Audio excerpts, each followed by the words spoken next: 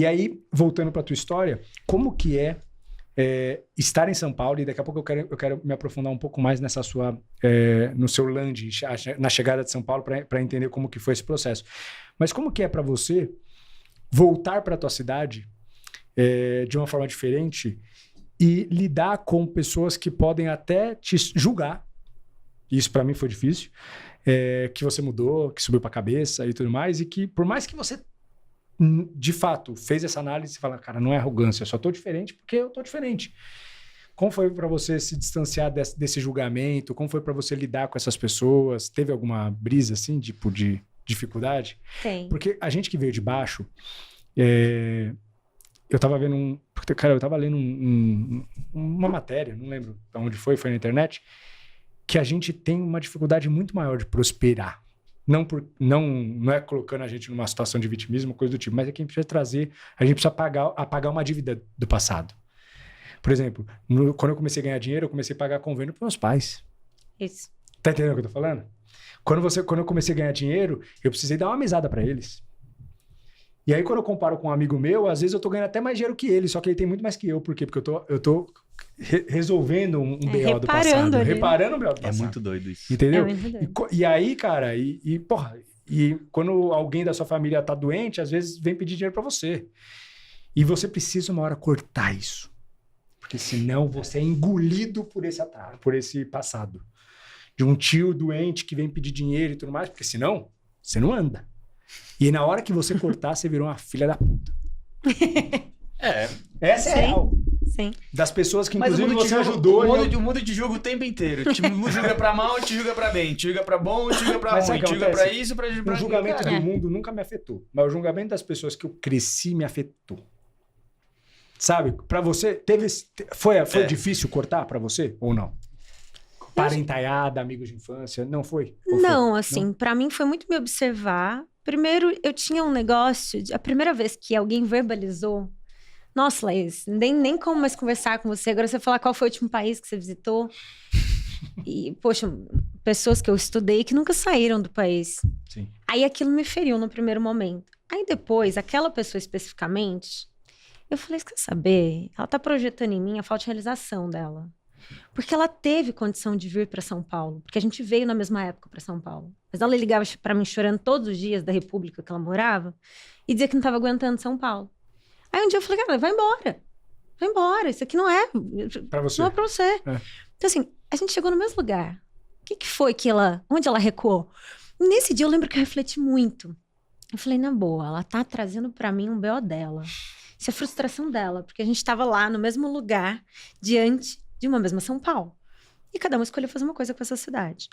E aí, eu falei, tá certo, deixa eu adaptar as minhas conversas para esses espaços. Então, com muita sensibilidade daquilo que eu vou trocar, dos interesses que eu vou ter na cidade. E com muito cuidado também em relação à minha família, sabe? Eu senti que quando eu tive esses primeiros saltos sociais, quando eu lembro, assim, episódios da vida que vão marcando a gente. Uma vez eu recebi meus pais aqui, e eu tinha acabado de voltar de viagem, montei uma mesa linda, assim, com várias coisas que eu havia trazido, e louças, gosto muito. Pra mim, era tipo, olha quem eu tô me tornando, olha minha casa como é legal. E eu lembro dos meus pais sentarem muito desconfortáveis, sabe? De ver uma mesa com tantas louças, com mais de uma taça. Aquilo assim, eu lembro, aquilo me matou. Que você faz com todo o amor do mundo e você causa um desconforto pra quem você ama. E aí eu falei, calma, será que eu tô tentando trazer para eles uma realidade que nos distancia? Ali eu virei muito a minha chave com a minha família, que nunca foi sobre, tipo, olha o que eu sou. É tipo, vem conhecer o que eu tô me tornando. Sabe, vem conhecer, vem viver comigo. E aí, poder proporcionar isso para eles com o tempo, levá-los para viajar, tudo vai mudando. Porque aí eles também evoluem no repertório.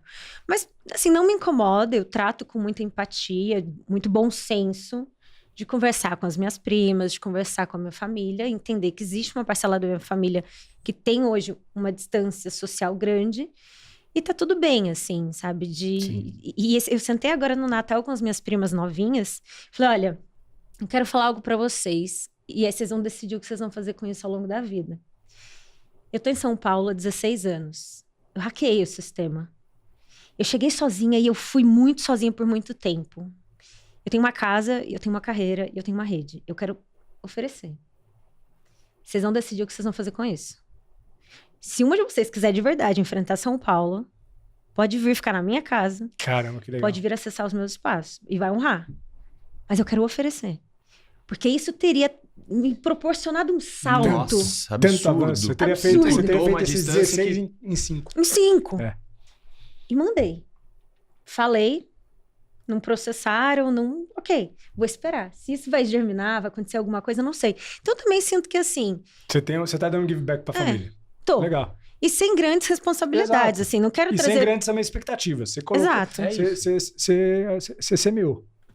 isso. Depende da terra que caiu. É entender o que também as pessoas querem, qual que é o tamanho do sonho de cada um. Porque tudo bem, às vezes ali eles sonham tão pequenininho e... E tudo bem, tão Tudo felizes. Essa é a real. Mas em algum momento pode surgir uma frustração de não sonhar grande no momento certo. E aí vai sonhar grande no momento errado e não dá mais tempo de... Aham. É que a vida cobra. Ou na né? verdade A dá vida mais cobra. dá A vida tempo. cobra. Eu vou te falar que dá tempo, sempre dá tempo de sonhar. Sempre dá tempo de conquistar, sempre dá tempo de fazer. A gente já conhece, já trouxe histórias aqui absurdas de gente que construiu e... Gustavão mesmo. O Começou com Gustavão, 39, é né? isso. Empreender. Eu achei que ele empreendia desde fácil. os 20. Não. É. Mas eu acho que tem muita coisa, mas tem oportunidades que é aquilo lá. Bate uma vez na porta. Ah. E aí? Essa daqui abraçar. passou, agora vai ter uma próxima que pode não ser a mesma coisa. Ah. Né? Então, Exato. o como você lida com essas relações são muito legais. Mas depois eu queria... Vai desenvolvendo aí, que depois eu queria fazer uma correlação que pra mim tá muito clara entre a relação que ela criou entre família e o que é o relacionamento e o negócio e o network que ela criou. É. Que tá muito... Tá muito próximo. Muito próximo do Então já do vamos trazer negócio. para Que contexto. curioso. Quando você chegou com 18 anos, começou a estudar relações públicas.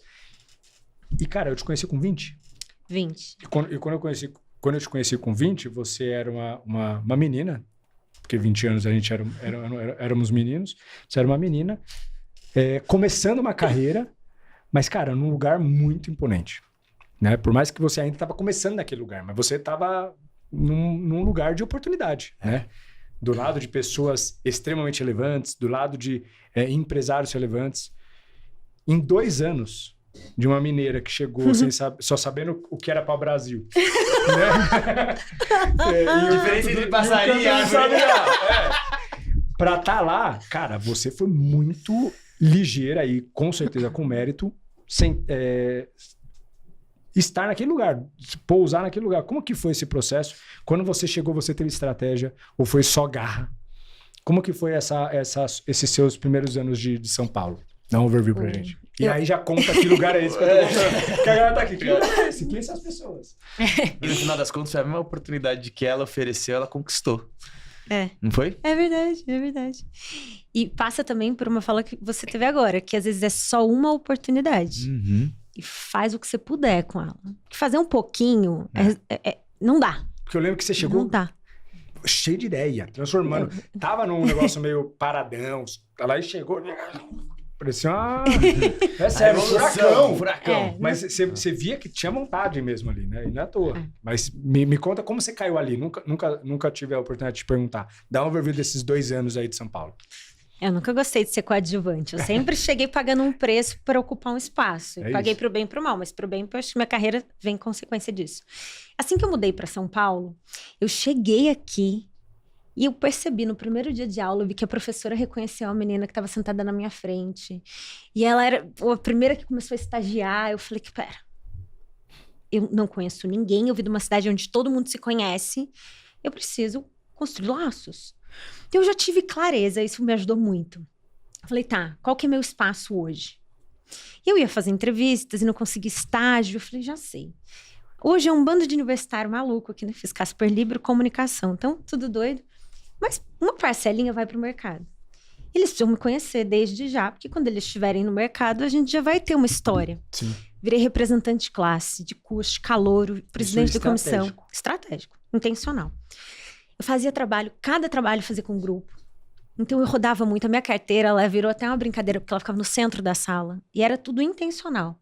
Eu vou começar... Eram 52 pessoas. Eu quero viver com as 52. Eu morava numa república que eu enchia de gente. E eu queria me conectar. Então eu tive clareza. Então, isso me ajudou muito, porque hoje eu colho frutos. Sim. Hoje eu me relaciono com pessoas no mercado que eu conheci lá vestido de mascote na faculdade. Mas eles me viam agir com responsabilidade, como uma presidente de comissão, prestava muita conta.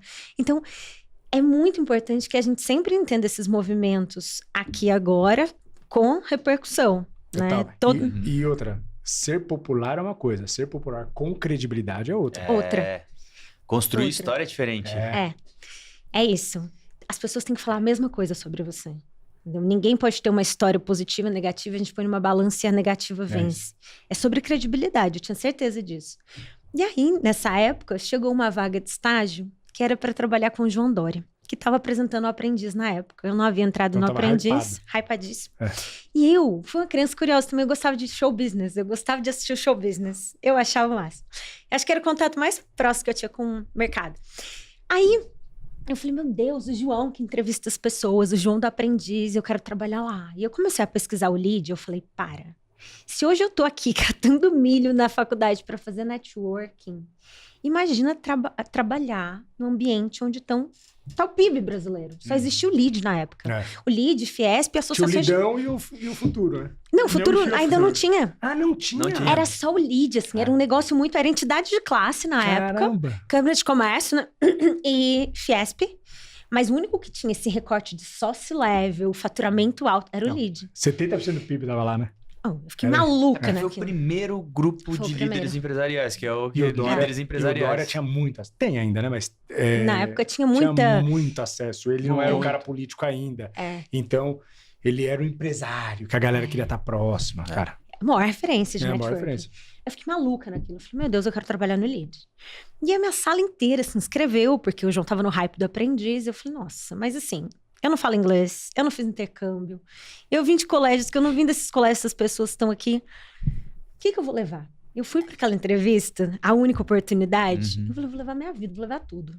Ah, você fala inglês? Eu falo, não falo, porque eu ganho pouco, minha escola não tinha. Mas, se você me contratar, vai ser um salto financeiro para mim, primeira coisa que eu vou pagar.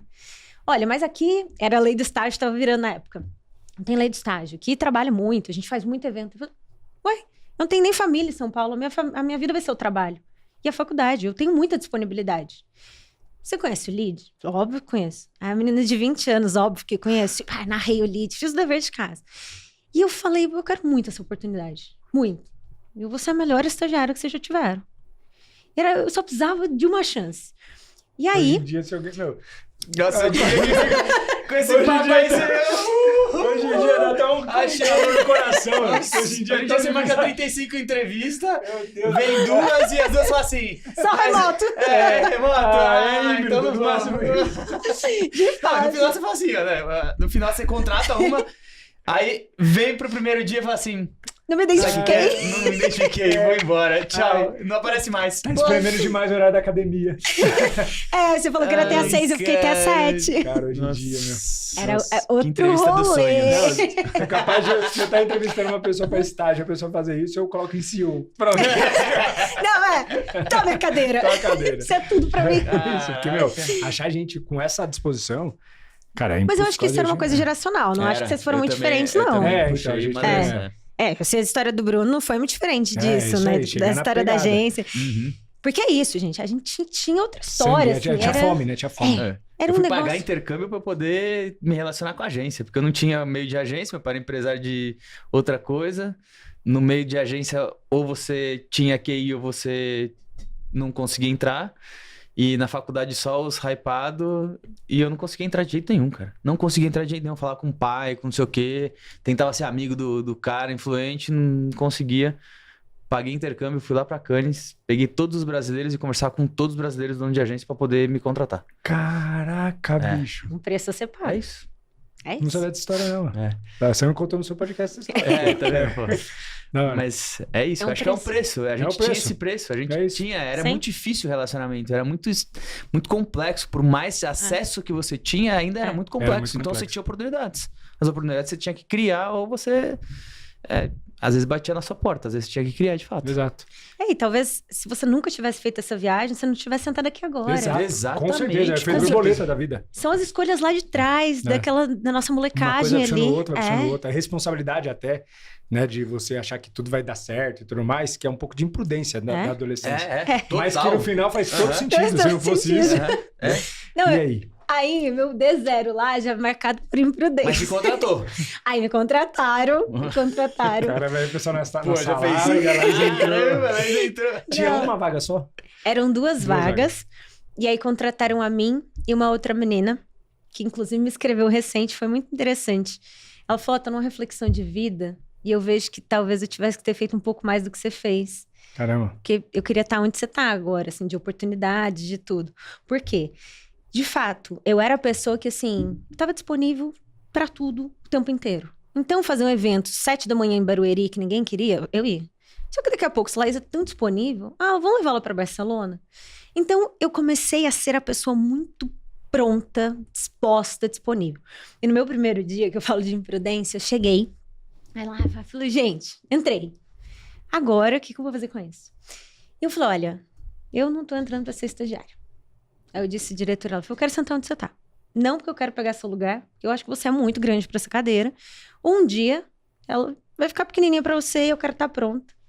Eu quero ser gerente antes dos 25, diretora antes dos 30. Eu vim buscar isso.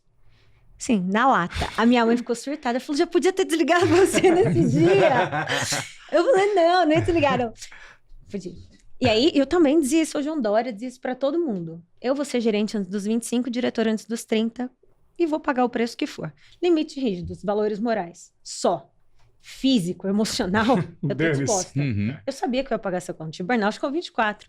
Mas eu queria pagar essa conta. Porque era o que ia me levar para um caminho diferente, todo mundo estava lá.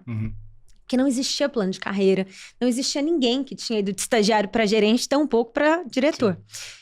E aí eu comecei uma carreira muito legal, então as coisas de fato foram acontecendo. Eu era muito interesseira de um lado, muito... eu tinha total. Muito interesse, eu queria aprender com as pessoas, eu vim... Você era muito intencional. Muito. O que eu comecei a perceber? Eu queria me aproximar do João. Só que existia ali né, níveis até ter essa conversa mais direta com ele. Só que ele tinha uma secretária, inclusive, ficava até meia-noite, porque ele tinha turno de secretária e ele ficava todo dia até de madrugada. Ele, de fato, trabalha muito. Então, eu percebi que se eu ficasse até de madrugada, ele ia ter um momento que nem a secretária ele ia A barreira ia ser menor. Que seja assim, para ajudar ele a imprimir um negócio. Sim. Sabe? Tira xerox disso pra mim. Olha que intencional, cara. Aí eu falava assim, eu vou ficar. Eu vou embora todo dia, a hora que ele for. Eu já virei a noite lá, obviamente. Mas eu tava lá. E aí eu ia me aproximando dele. Porque era só a Laís ali. Sim. E fui aproveitando todas as oportunidades. Todas. Eu me fazia presente. Eu tinha um servir muito grande. Nunca me limitei assim, eu tô aqui só pra fazer isso. Eu pedia coisas. Me deixa eu fazer. E foi assim que o Lead Futuro chegou. Quando eles criaram o Lead Futuro, foi numa reunião do comitê, eu saí de lá e disse pra diretora, eu falei, tô apaixonada. Esse negócio é muito legal, posso cuidar? Falei, não tem como eu tirar nenhum projeto de você hoje. Falei, não quero que tire, é mais um. Você não vai dar conta. Né? Custou quase um rim, mas deu certo. Literalmente. Mas foi muito legal. Então, o que é sobre intencionalidade. E aí eu falei, bom, fui crescendo ali, fui efetivada muito rápido e as coisas aconteceram. Mas para eu ter um salto, eu sabia que eu precisava ser percebida como uma geradora de valor. O que eu falei? O que o João lê? Ele lê quem performa. E performa com resultado. Eu preciso vender alguma coisa aqui dentro. Pra ele ver que eu sei vender. Só que eu fiquei no ovo a galinha ali. Porque eu não chegava nesse momento. Porque se ele não me desse oportunidade, ele nunca via minha performance. Sim. Aí tinha um evento beneficente. Chamava Natal do Bem. Era um evento que você podia se candidatar para vender rifa. R$2.000 a rifa. Você vendia lá para os CEOs. E sorteava carros. Era uma barbaridade. Era muito legal. E eu falei, já sei, eu vou lá vender rifa e o João vai ver que eu sei vender. E de fato, esse Natal do Bem foi um grande privilégio na minha vida. Aí eu cheguei, eu era a voluntária mais nova, me botaram no pior quadrante e aí eu de fato consegui performar.